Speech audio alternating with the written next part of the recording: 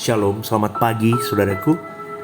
Renungan Suara Kebenaran 6 April 2024 dengan tema Alat yang berguna.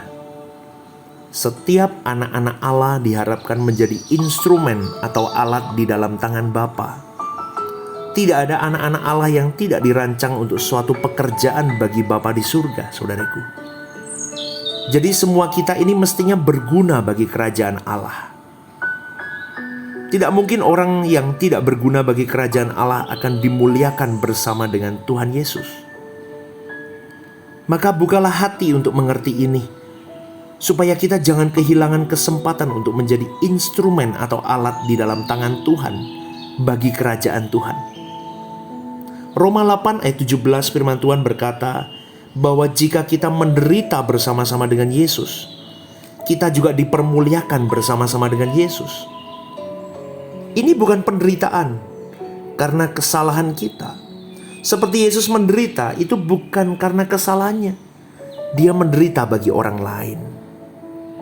Di dalam Matius 20 ayat 28, yang mulia Tuhan kita Yesus Kristus berkata, sama seperti anak manusia, artinya Yesus, datang bukan untuk dilayani, melainkan untuk melayani. Dan untuk memberikan nyawanya menjadi tebusan bagi banyak orang. Jadi penderitaan yang dimaksud di dalam Roma 8 ayat 17 adalah penderitaan bagi orang lain, saudaraku. Bagi keselamatan jiwa orang lain. Yang sama dengan bagi kerajaan surga. Bukankah kita semua harus mengikuti jejak Tuhan Yesus? Sampai di mana jejaknya kita ikuti, saudaraku? Cek diri kita masing-masing. Bukankah seharusnya sampai di Golgota? Bukan hanya berhenti di pintu gerbang Yerusalem. Ketika orang mengeluh-elukan dia dan berkata, Hosana, Hosana. Namun juga harus bersama dengan Yesus pada waktu berjalan di jalan Via Dolorosa sampai ke kayu salib. Banyak orang tidak sampai Golgota, saudaraku. Mereka hanya sampai di gerbang pintu Yerusalem. Belum sampai masuk Taman Getsemani. Belum. Mengapa? Karena memang mereka tidak dewasa. Mereka egois, hanya melihat kepentingan diri sendiri. Belum matang, belum utuh jiwanya. Masih mudah tersinggung, masih gila hormat. Masih ingin terus memuaskan dagingnya. Itu tidak bisa diperhitungkan untuk menjadi sahabat Yesus, karakter-karakter seperti itu. Dan hal inilah yang tidak dipahami oleh banyak orang atau tidak dimengerti atau tidak mau dimengerti. Bahwa semua anak-anak Allah harus menjadi alat yang berguna bagi kerajaan surga. Di dalam Yohanes 20 ayat 21 Yesus jelas berkata, seperti Bapa mengutus aku mengutus kamu. Tuhan Yesus tidak mengutus siapa-siapa. Tuhan Yesus mengutus kita. Semua orang percaya mestinya menjadi utusan mewakili Tuhan Yesus. Maka saudaraku, tidak ada alasannya yang bisa diterima ketika orang berkata, saya tidak bisa berbuat apa-apa untukmu Tuhan. Bukan tidak bisa berbuat apa-apa, melainkan tidak mau berbuat apa-apa. Karena tidak dewasa. Karena egois, egosentris, maka tidak bisa dipakai. Jangan berkata, aku miskin, aku sudah tua, aku punya kekurangan ini dan itu. Itu cara iblis membelenggu dirimu dalam kebodohan. Sehingga kesempatan emas yang Tuhan beri tidak kita gunakan dengan sungguh-sungguh dan baik. Saudaraku, kalau kita masih egois, masih mencari kesenangan diri sendiri, uang kita pasti kita belanjakan bukan untuk Tuhan, tetapi untuk kesenangan hobi-hobi kita sendiri. Pasti kita boros untuk diri kita sendiri, tetapi tidak berani boros untuk pekerjaan Tuhan dan untuk Tuhan.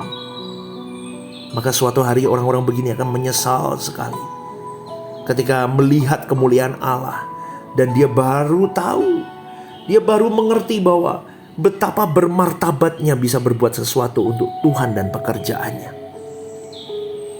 Betapa agungnya bisa berbuat sesuatu untuk kerajaan Tuhan. Setan merusak pekerjaan Tuhan melalui orang-orang yang membuat kepercayaan jemaat kepada gereja rusak.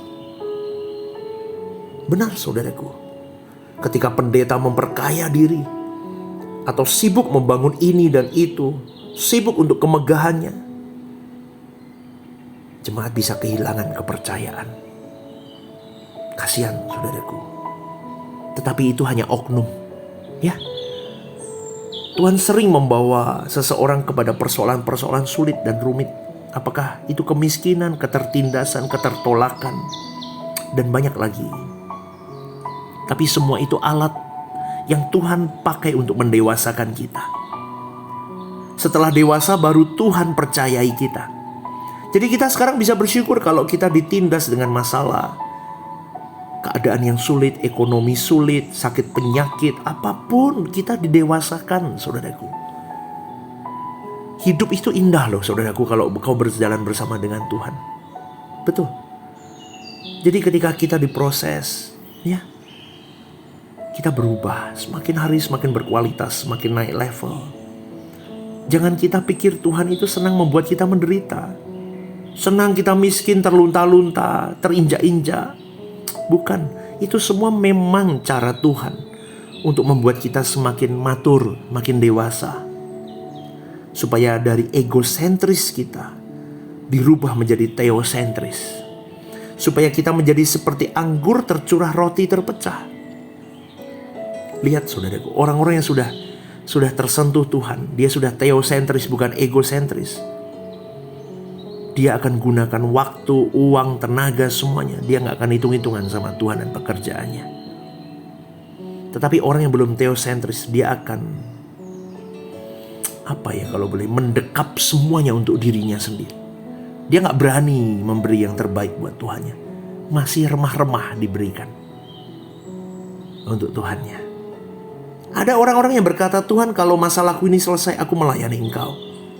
Belum tentu saudaraku, masalahnya selesai pun dia belum tentu melayani Tuhan. Belum. Tuhan pasti bisa baca hati orang itu. Kita bisa loh janji-janji gombal begitu saudaraku. Kalau aku punya mobil Tuhan, aku mau jemput jemaat ke gereja. Kalau kau berkati tenderku ini Tuhan, aku mau memberi untuk pekerjaan Tuhan. Misalnya untuk beli kamera, untuk beli apa misalnya, kursi kah, untuk beli apa. Itu janji-janji saudaraku. Ironisnya banyak di antara orang Kristen yang tidak dipercayai Tuhan. Kalau kita mau menjadi manusia yang berguna, mental, karakter harus diubah.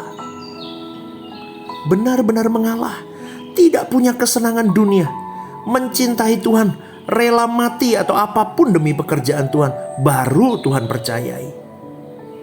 Namun dunia kita hari ini seperti yang ditulis dalam 2 Timotius 3 ayat 1-5. Orang jadi egois. Orang jadi cinta uang. Orang jadi cinta diri sendiri. Sudah sulit dicari orang yang mau menjadi seperti anggur tercurah roti terpecah. Kita bisa terbawa kecuali kita mau memisahkan diri dengan dunia. Kita tetap ada di tengah-tengah dunia, tetapi waktu kita ada di hadapan Tuhan, dalam doa dan belajar firman Tuhan harus memadai. Sehingga kita mampu bertumbuh di tengah-tengah badai. Kita tetap tumbuh dengan baik di tengah-tengah kekacauan dunia. Supaya sayap rohani kita berkembang. Dan kita bisa terbang tinggi. Dan goalnya kita menjadi alat yang berguna untuk kerajaan Allah. Renungkan ini saudaraku.